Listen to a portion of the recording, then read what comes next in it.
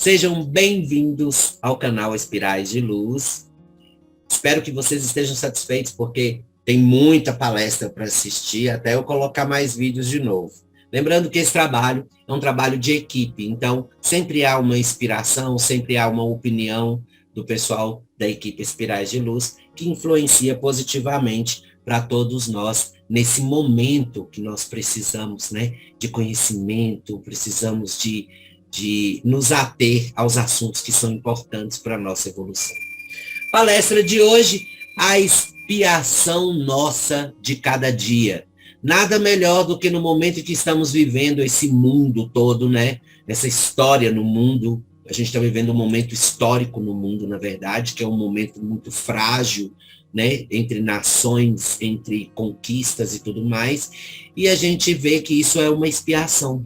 Então, vivemos sim em um mundo de expiações e de provas, como fala nos tópicos 13, 14 e 15 do capítulo 3 do Evangelho segundo o Espiritismo. Eu vou começar com o tópico 13. Ele fala o seguinte: que vos direis dos mundos de expiações que já não saibais, pois basta observeis o em que habitais? A superioridade da inteligência em grande número dos seus habitantes indica que a Terra não é um mundo primitivo, destinado à encarnação dos espíritos que acabaram de sair das mãos do Criador.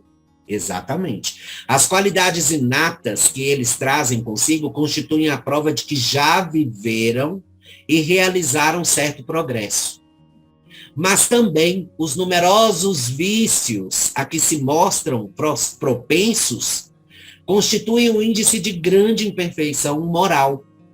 Por isso, os colocou Deus no mundo ingrato, para expiarem aí suas faltas, mediante penoso trabalho e misérias da vida, até que hajam merecido ascender a um planeta mais ditoso.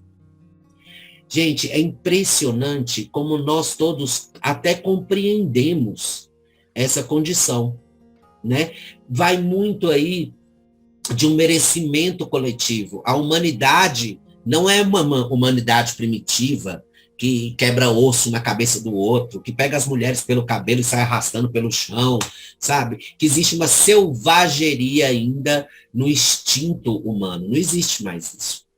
Mas existe a inteligência, o livre-arbítrio e as decisões, as escolhas. E é nessa hora que o conceito da misericórdia divina aparece. É só assim que percebemos o quão a compaixão do Criador é solícita para com todos nós. Podemos, com certeza, de uma forma breve, mas bem intensa, gerar nossa própria evolução. Se estivéssemos aqui para apenas receber realizações, não seríamos seres em evolução. Seríamos assim, uma caixa de regalias, sem sentido, sem motivação para corrigir nossas falhas. A gente só ia receber. Ou seja, uma vida improdutiva.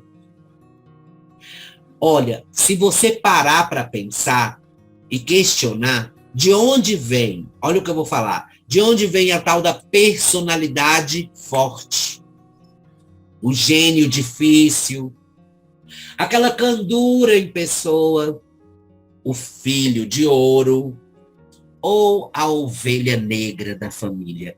De onde vem isso? Porque essas pessoas, elas não foram criadas para ser assim, não. Ou elas foram expostas a situações geradoras de gatilhos psicológicos, ou elas já trazem como um traço da própria personalidade de outras vidas essas qualidades. Então, quando é o primeiro caso, ou seja, exposto a uma situação, saiba tudo o que te é privado, ou mesmo tudo que você venha passar nessa vida, tem o propósito de te mostrar uma visão diferente da que você tem. Um crime pode não ser um crime na visão da espiritualidade.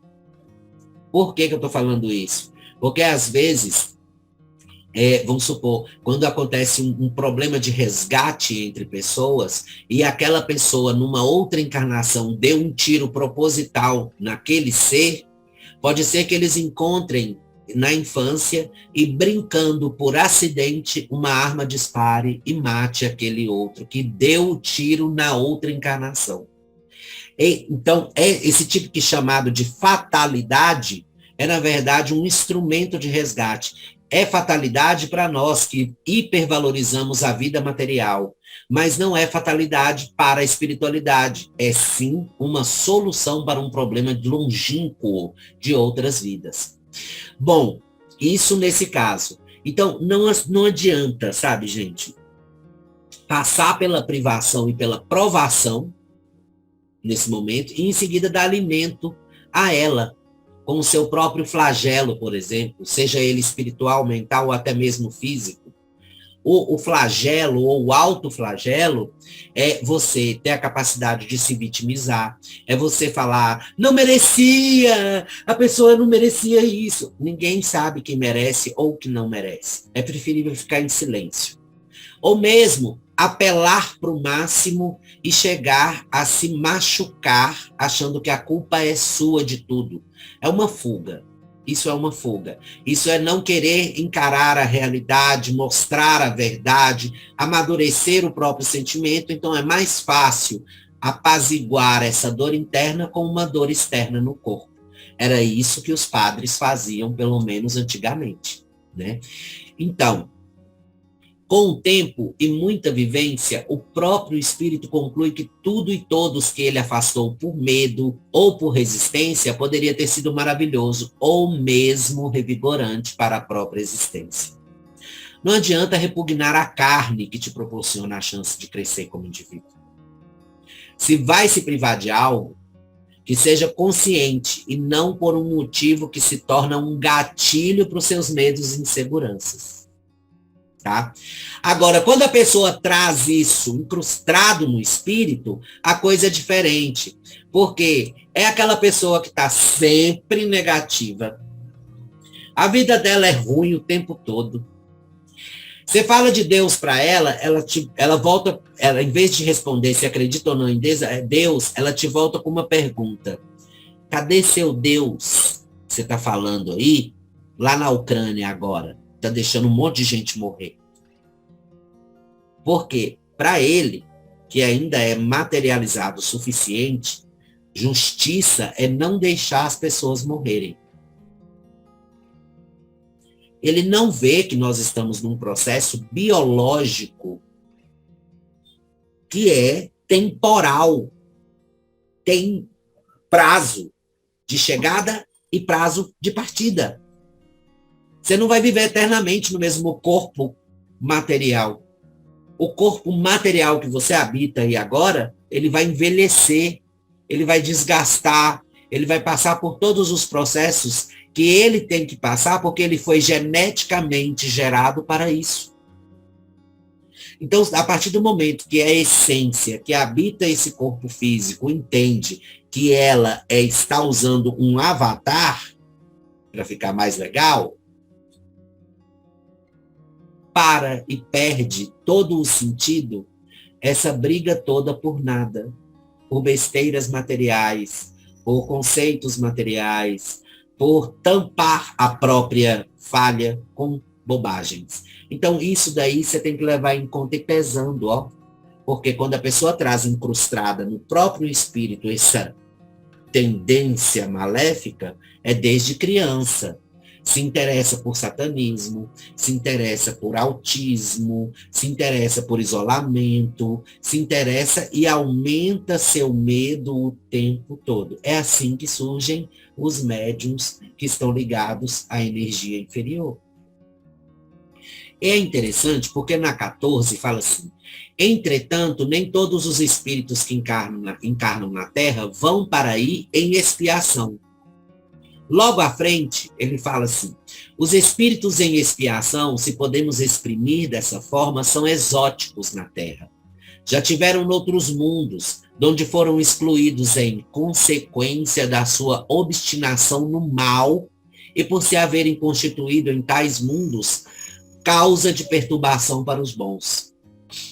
Tiveram de ser degradados por algum tempo, para o meio de quê? Espíritos mais atrasados, é o que aconteceu com Capela. Em Capela nós temos espíritos super evoluídos intelectualmente, evoluídos com relação às suas funções psíquicas, mas moralmente completamente negacionistas. Então, o que acontece? Eles já vão para o meio de espíritos atrasados com a missão de fazer que esses últimos avancem, pois que levam consigo inteligências desenvolvidas e principalmente o germe dos conhecimentos que adquiriram, que é algo que você não perde. Então daí vem que os espíritos em punição se encontram no seio das raças mais inteligentes. Aquela pessoa que está em punição, que passou por várias coisas ruins na vida, que carrega vários traumas e ainda tem uma mediunidade, por exemplo, essa pessoa ela vai para um meio inteligente, para que ela consiga ali evoluir as outras e ao mesmo tempo se evoluir. Tem um pequeno problema. O problema é o livre-arbítrio. Porque essas pessoas que são negativas, elas sempre vão ver algo negativo, até numa frase que foi dita sem maldade. Então, isso é perigoso. Mas, por isso mesmo, para essas raças, é que de mais amargor se revestem os infortúnios da vida. Então, para eles é tudo mais doído. E que há nelas mais sensibilidade, sendo, portanto, mais provadas pelas contrariedades e desgostos do que as raças primitivas, cujo senso moral se acha mais embotado. Então, não há um mundo onde todos estão na mesma sintonia, não, gente. Assim, um mundo onde a mistura de graus de evolução é necessária. Muitos que estão aqui, ou melhor, a maioria, são espíritos em processo de resgate ou de crescimento. Então, hoje, aquele que é vítima de algo ou alguém, com certeza foi o algoz, aquele que prejudicou, sabe? Do que ou de quem hoje causa ou causou o seu sofrimento nesta vida. A reencarnação ela nos deixa claro que agimos pelo conjunto do que somos, desde as qualidades até os vícios. É mais fácil silenciar com a dor do êxtase ou com o êxtase da dor, do que encarar e se posicionar com postura, né? Essa dor que nos acompanha em nosso âmago. Isso nós só aprendemos quando estamos no meio de uma multidão de espíritos viventes. Então é necessária essa interdependência. Dentre eles estarão sempre os que estão mais evoluídos moral e intelectualmente, aqueles que só prezaram a intelectualidade, os que só pensam e praticam a moral, e, claro, os que não estão interessados em nada. Então, desenvolver o conhecimento não é sinônimo de ser do bem. Você pode ser conhecedor de muita coisa e continuar alimentando o seu próprio sofrimento por não encaixar nos padrões sociais. Olha, isso é interessante. E continuar acreditando que esse mundo ou essa vida não é para você. No tópico 15, ele fala assim, olha, a Terra, consequentemente, oferece um dos tipos de mundos expiatórios, cuja variedade é infinita, mas revelando todos como caráter comum o servirem de lugar de exílio para espíritos rebeldes à lei de Deus. Esses espíritos têm aí de lutar ao mesmo tempo com a perversidade dos homens e com a inclemência da natureza. Duplo e árduo trabalho que simultaneamente desenvolve as qualidades do coração e as da inteligência. É assim que Deus, em sua bondade, faz que o próprio castigo redunde em proveito do progresso do espírito. Santo Agostinho, Paris, 1862. Eu acho que o Evangelho segundo o Espiritismo não é só um livro de análise dos textos ou da vida de Jesus Cristo. Eu acho que é um divã que você senta e você encontra respostas para muitos dos seus problemas. Olha só, essa é a condição de cada encarnado, tentar entender, perdoar e continuar a crescer. Se por coisas pequenas que foram transformadas em avalanches todos nós desistíssemos, seríamos barcos furados que não se pode contar. Ou seja, entrou, afundou. O mundo é feito de ações e reações. Todos estamos à mercê delas. Se hoje cortamos a lenha, consequentemente, temos a intenção de dar uma utilidade a ela, ou seja, sabemos que vamos matar a árvore, picar seu tronco e atear fogo. Mas isso vai servir para prevalecer a vida de um corpo que precisa desse calor, do fogo para sobreviver ao frio intenso. E é assim com quase tudo. E é assim com tudo. Sabe por quê? Para que nasçam novas crianças é necessário material orgânico. E como é que se consegue material orgânico da natureza? É necessário que haja um desencarne de um mais velho que vai soltar no ar moléculas que vão ser reaproveitadas. Porque tudo na nossa natureza, é que é interessante, é que nada se perde, tudo se transforma. Isso é Lavoisier, é prático. Ele fala, na natureza, nada se perde, tudo se transforma. É fato. E é tudo transformação. Então, a árvore, ela tem a utilidade de esquentar através do fogo, cedendo a madeira dela. Então, o sacrifício dela prevalece a continuação da vida. Então, tudo na vida vai perecer um momento. Tem um prazo de validade. Aquele que afasta hoje, né, pode precisar de se aproximar amanhã. Então, mesmo gastando seu tempo repetindo o mesmo processo, essa pessoa acaba se esforçando para fazer isso. Toda expiação tem como ser invertida. Mas antes de fazer isso, é melhor deixar para trás os medos. Não é preciso pôr a mão no fogo para deixar de ter medo da queimadura, basta saber que o fogo, assim como tudo na vida, merece seu respeito. Quem não mexe com ele sem saber manusear, ou mesmo não tenha esse interesse, nunca sairá queimado. Então, você pode ter a informação do fogo, você pode ver o fogo, você pode conhecer o fogo, mas você vai pular no fogo? Não vai. Se você quer pular no fogo todo molhado, é uma situação, porque aí você não vai pegar fogo. Né? Agora, se você quer pular no fogo todo molhado, você não vai pegar fogo. Mas você passou por ele. Se você não quer desviar o caminho, desvie o caminho. Se você não sabe mexer e teme, vai pelo outro lado, mas sai fora do caminho do fogo. Ok. Mas não quer dizer que você não fale sobre fogo, não quer dizer que você não entenda o fogo. É isso que a vida quer de você. Que você entenda todos os seus processos, todas as suas dores, todos os seus traumas, pegue tudo, coloca no liquidificador, bate e coa antes de tomar o suco. Porque o que você vai tomar é somente o restante que você necessita para entender o seu próprio processo de vida. É assim que funciona prova e expiação. Eu acho que ficou claro. Precisa falar mais? Não precisa. Gente, olha só. Precisa sim, a gente tem muito para falar. Vocês vão seguir o canal no YouTube, Espirais de Luz. Vão curtir nossa página no Facebook, Espirais de Luz. Não esquece de ativar o sininho no YouTube para você ficar avisado quando a gente publicar novas palestras. E vem com a gente, vem vibrar luz. Muito obrigado, como sempre, pela paciência. Beijos de luz. Até a próxima.